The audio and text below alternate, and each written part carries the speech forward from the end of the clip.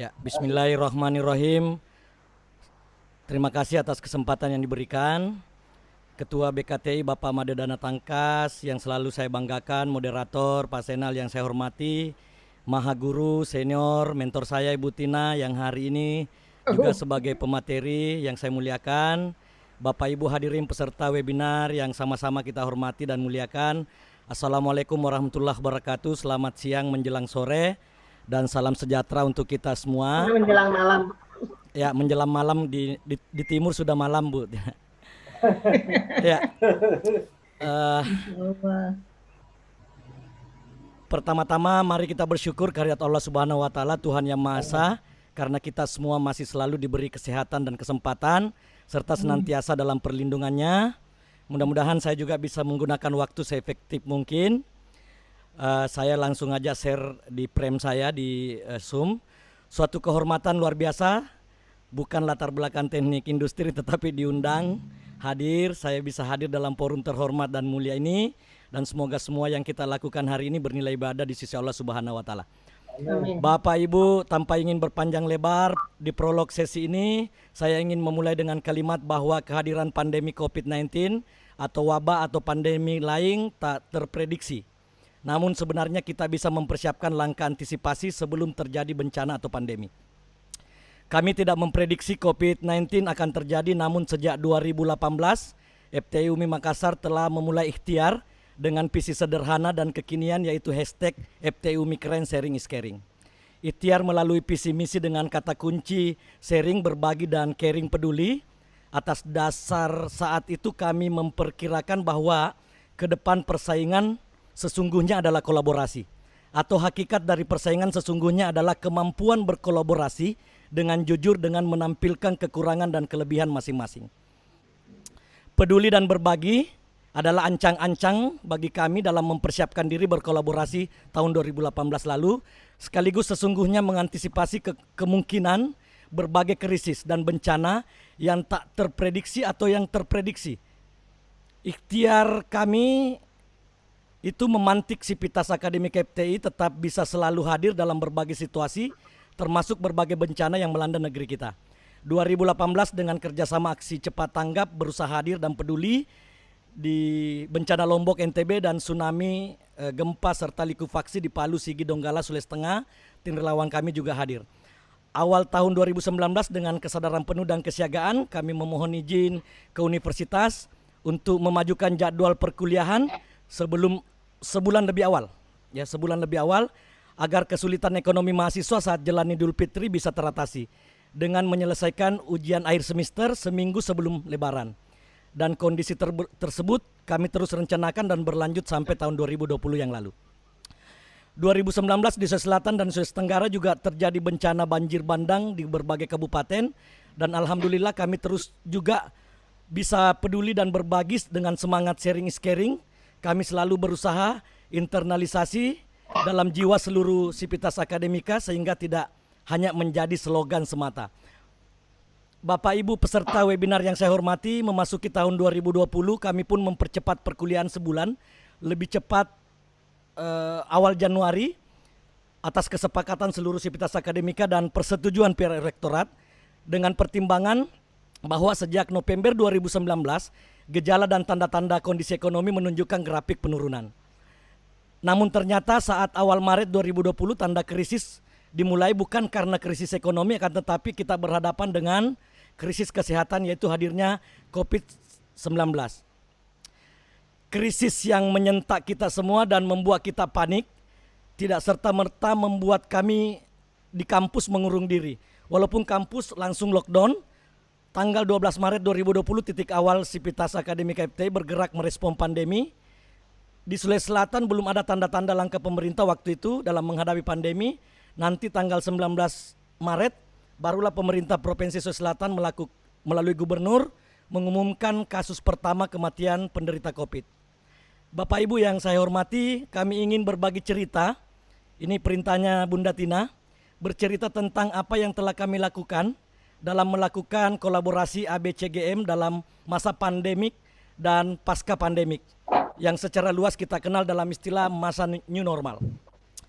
Saya tidak akan memaparkan secara terpisah soal ABCGM ini, akan tetapi saya mencoba berbagi kepada Bapak Ibu semua bagaimana secara keseluruhan saling berperan dan saling terkait di setiap momentum kegiatan.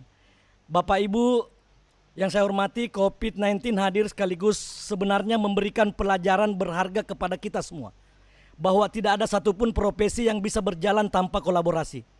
Dengan profesi lain, dengan profesi apapun tidak ada yang bisa. Dokter awal berteriak meminta bantuan profesi lain. Bagaimana awal pandemi COVID-19 membuat seluruh komponen anak bangsa seakan terjepit dengan segala keterbatasannya. Pemerintah, dokter, tenaga medis, dan seluruh lapisan masyarakat, kita rasakan saat itu serba kekurangan dan serba terbatas. Mungkin Bapak Ibu masih ingat awal pandemik dengan kepanikan warga. Banyak warga memborong berbagai barang yang dianggap penting, dan waktu itu kebutuhan diborong untuk kebutuhan menghadapi pandemik, sehingga berbagai bahan baku dan produk tertentu akhirnya menjadi langka. Namun sekali lagi dengan semangat sharing is caring, seluruh program studi di FTI UMI mencoba mengambil peran sesuai kemampuannya dan sesuai keilmuan masing-masing. Teknik industri, dosen dan mahasiswa, teknik industri dengan kemampuan desain produk dan sistem produksi, dibantu peralatan printing 3D dalam skala laboratorium, ditugaskan membuat face shield dan masker 3D serta chamber antiseptik. 1.100 face shield dan 1.500 masker kain telah dibagi secara gratis, khususnya didedikasikan untuk dokter dan tenaga medis di puskesmas, di rumah sakit. Dan saat ini terus memproduksi secara massal masker 3D dan face shield dengan alat printing 3D tadi. Insya Allah semua itu untuk membantu keterbatasan pemerintah dan kebutuhan tenaga medis. Kendala kebutuhan bahan baku misalnya dengan filamet dan plastik mika yang juga langka waktu itu bisa teratasi dengan kerjasama kami dengan APindo, Asosiasi Pengusaha Indonesia Cabang Makassar, yang memang sejak 2018 berkolaborasi dengan kami dengan berbagai kegiatan. Teknik industri juga memproduksi chamber antiseptik untuk membantu komunitas ojek online, yang mana kita ketahui bersama bahwa mereka adalah salah satu profesi yang terdampak pandemik. Chamber antiseptik disediakan maksudnya agar masyarakat tetap memiliki kepercayaan dan yakin soal kesehatan dan keselamatan saat menggunakan ojol. Chamber antiseptik ini kami simpan di pangkalan-pangkalan ojol. Untuk teknik kimia, dosen dan mahasiswa teknik kimia ditugaskan menerapkan kemampuan akademiknya untuk memproduksi hand sanitizer dengan bahan utama alkohol dan gel aloe vera, dan cairan disinfektan dengan bahan utama alkohol dan asam asetat. Kendala pertengahan Maret lalu adalah kelangkaan bahan baku. Selain langka, harganya juga melonjak sampai 5 kali lipat di pasaran, terutama soal alkohol. Namun berkat kolaborasi kami dengan BNI Syariah dan komunitas perhimpunan Tionghoa Indonesia Sulawesi Selatan, di mana beberapa anggotanya adalah importir alkohol dan produsen masker, sehingga kendala itu bisa diatasi. Bahkan bantuan alkohol dan gel aloe vera juga kami bisa dapatkan atas bantuan pihak kepolisian yang menjembatani pihak kampus kepada penyalur besar bahan kimia dan dengan harga standar. Teknik kimia telah memproduksi 15.000 botol hand sanitizer dan 6.000 liter atau 6 ton cairan disinfektan, dan kesemuanya dibagi gratis kepada dokter, tenaga medis, ASN, TNI Polri, terutama pada unit-unit yang tetap melakukan pelayanan umum di tengah pandemi COVID-19. Untuk teknik pertambangan, sementara ini sampai hari ini kami beri penugasan karena teknik pertambangan pemahaman dan pengetahuan K3-nya cukup memadai. Pengalaman lapangan dalam kegiatan field trip setiap semester sehingga memiliki kemampuan dan pemahaman K3 yang cukup memadai. Teknik pertambangan mengambil peran dengan menurunkan tim relawan melakukan pembagian APD, hand sanitizer, dan penyemprotan cairan disinfektan. Sampai saat ini sekitar 1.150 APD dan 15.000 hand sanitizer telah dibagikan dan telah melakukan penyemprotan cairan disinfektan kurang lebih di 450 gedung di Kota Makassar dan 4 kabupaten penyangga Kota Makassar. Penyemprotan dikhususkan kepada puskesmas, klinik, rumah sakit, kantor pemerintah, perusahaan, BUMN, masjid, gereja, kelenteng, vihara, kantor TNI Polri, dan kantor-kantor layanan publik lainnya. Bapak Ibu, kegiatan lapangan tim relawan dan bantuan kemanusiaan mahasiswa ini dibarengi dengan kegiatan sosial dan edukasi pencegahan dan upaya memutus rantai penyebaran COVID-19 di Kota Makassar dan beberapa kabupaten lainnya. Sejak awal bekerja sampai hari ini tetap bersama dan berkolaborasi dengan Ikatan Dokter Indonesia Cabang Makassar, Asosiasi Rumah Sakit Swasta Sulawesi Selatan, Polsek Panakukan Polrestabes Makassar, dan Perhimpunan Tionghoa Indonesia Sulawesi Selatan. Dan untuk program profesi insinyur, membuat gerakan program insinyur profesi insinyur bantu profesi dokter dan bantu pemerintah. Gerakan ini adalah gerakan penggalangan dana dan bahan baku yang dihimpun dari industri, organisasi kemasyarakatan, dan jaringan alumninya yang tersebar di pemerintahan dan swasta, mulai dari Aceh sampai Papua, bahkan dari luar negeri. Program profesi insinyur ini menjadi penyokong utama kami di kegiatan kerelawan ini, menjadi penyokong ketersediaan bahan baku dalam rangka menjamin keberlangsungan produk di Laboratorium Teknik Industri dan Teknik Kimia, serta untuk biaya operasional relawan tim teknik pertambangan di lapangan. Dan yang menjadi monumental adalah saat terjadi kelangkaan dan kesulitan APD di puskesmas dan di rumah sakit, PSPPI FTU UMI dalam sepekan mampu menghimpun dana dan mampu memproduksi baju hazmat kurang lebih 1.000 pieces dengan memberdayakan UMKM penjahit rumahan yang ada di Kota Makassar. Alhamdulillah, dari pemaparan saya tadi, teknik kimia, teknik industri, teknik pertambangan, program profesi insinyur, alhamdulillah kami juga mengimplementasikan dalam kampus Merdeka dan Merdeka Belajar. Juga kami terapkan dalam kegiatan kerelawanan tersebut yang telah berlangsung kurang lebih 4 bulan ini dengan mengkonversi kegiatan kerelawanan mahasiswa dengan maksimal 20 SKS. Ini yang khusus soal media, dari kita bicara ABCGM, khusus soal media, ini adalah bagian tak kalah pentingnya media dalam berbagai kegiatan, apalagi di era digital dan virtual saat ini. Salah satu menjadi kunci sukses sehingga kepercayaan masyarakat sangat tinggi untuk berdonasi ke kami adalah pemberitaan kegiatan-kegiatan kami di berbagai media cetak, elektronik, dan online. Baik skala lokal, regional, maupun nasional, bahkan menjadi berita di berbagai media internasional.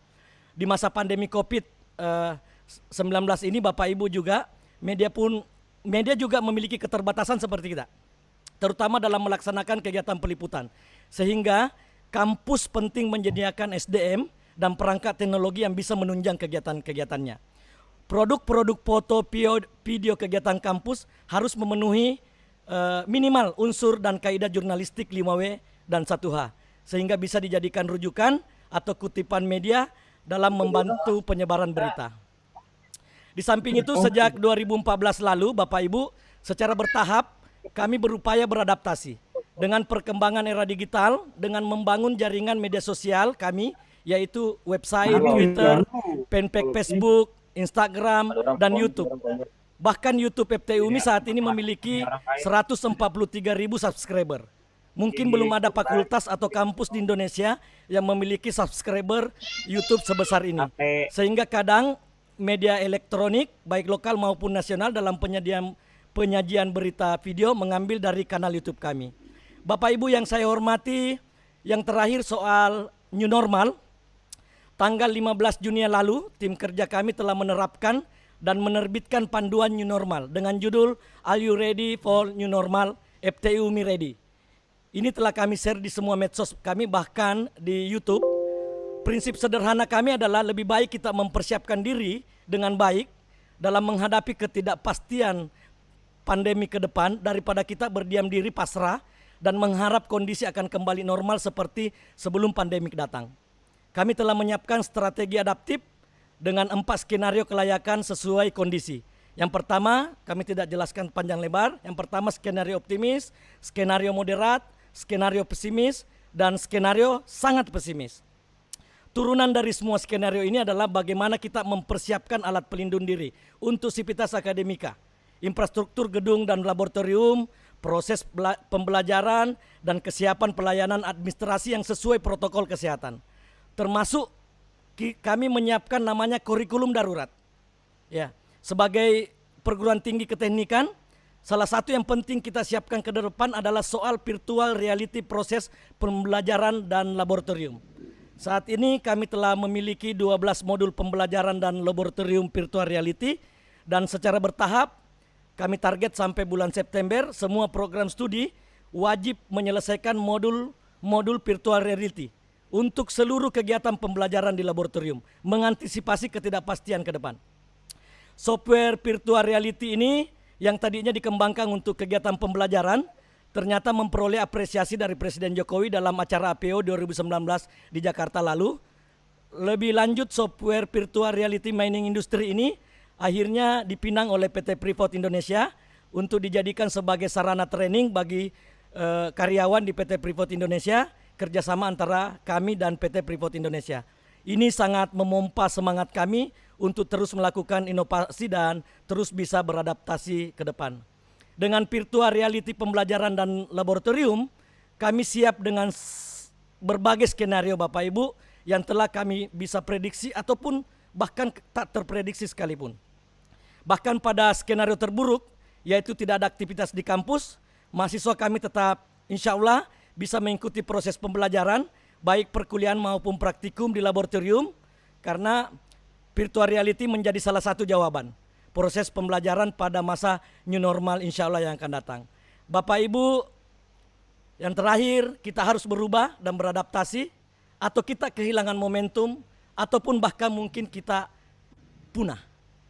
Itu yang mungkin menjadi penutup Bapak Ibu. Demikian Bapak Ibu peserta webinar yang saya hormati, hanya itu yang bisa saya paparkan pada kesempatan berharga dan berbahagia ini. Berhubung karena waktu kita sangat kasib, mohon maaf atas segala salah kata. Billahi taufiq wa hidayah. Wassalamualaikum warahmatullahi wabarakatuh. Waalaikumsalam warahmatullahi wabarakatuh. Luar biasa, Mutiara dari biasa. Timur.